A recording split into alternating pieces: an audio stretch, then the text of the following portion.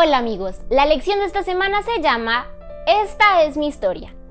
Se encuentra en Hechos 24 a Hechos 23-35, así como en los capítulos 37 y 38 de los Hechos de los Apóstoles. Pablo deseaba grandemente llegar a Jerusalén para la Pascua, porque eso le permitiría encontrarse con aquellos que llegaban de todas partes del mundo para asistir a la fiesta. Una de sus mayores aspiraciones era quitar el prejuicio de sus compatriotas incrédulos, de modo que pudieran aceptar el Evangelio. Y por medio de esta visita, esperaba lograr que se efectuara una unión más firme entre los judíos y los gentiles convertidos a la fe. Durante todo su viaje a Jerusalén, se encontró con diversas dificultades. Sin embargo, en medio de sus desalientos, el apóstol no se desesperó, pues confiaba en que aquel que había hablado a su corazón también hablaría al de sus compatriotas y que el Señor, a quien los demás discípulos amaban y servían, uniría sus corazones al suyo en la obra del Evangelio. Pablo presentó a los dirigentes de la obra en Jerusalén las contribuciones enviadas por las iglesias gentiles que habían sido destinadas al sostén de los pobres entre sus hermanos judíos. El juntar estas contribuciones había costado al apóstol y a sus colaboradores mucho tiempo.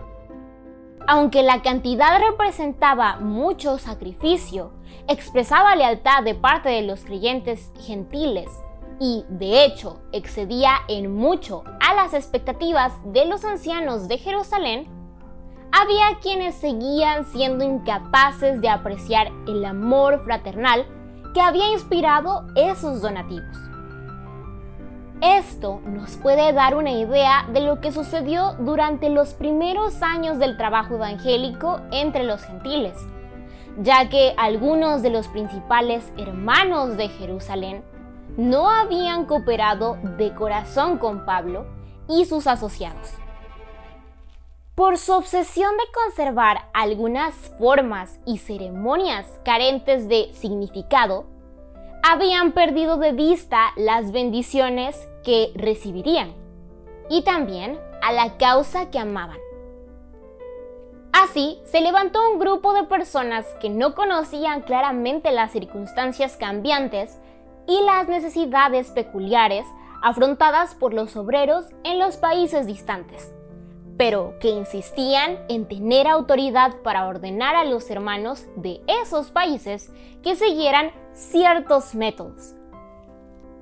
Ya habían pasado varios años desde que los hermanos de Jerusalén, junto con los representantes de otras iglesias principales, habían considerado cuidadosamente las serias cuestiones que se habían suscitado en cuanto a los métodos seguidos por los que trabajaban con los gentiles.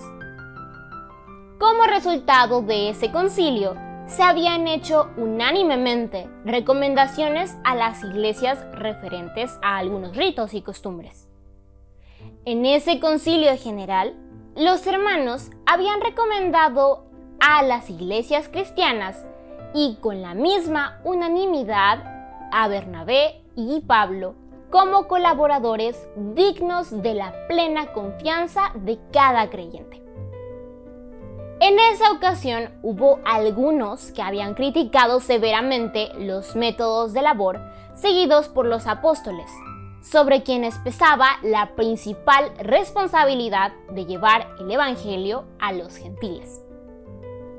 Los prejuicios se fortalecieron con el transcurso de los años, hasta que algunos de los dirigentes llegaron a la conclusión de que la obra de predicar el Evangelio debía realizarse desde entonces de acuerdo con sus propias ideas. Estos hombres habían perdido de vista el hecho de que Dios es el maestro de su pueblo. En su ministerio, el apóstol Pablo había enseñado a la gente no con palabras persuasivas de humana sabiduría, mas con la demostración del Espíritu y de poder.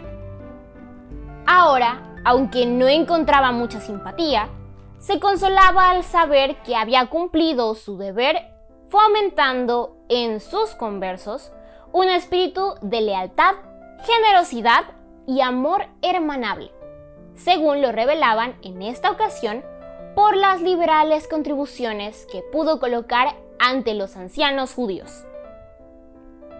Los hombres encargados de la obra en Jerusalén habían insistido en que se tomaran medidas arbitrarias de control. Vieron desde un nuevo punto de vista el ministerio de Pablo y se convencieron de que era su propio proceder el equivocado.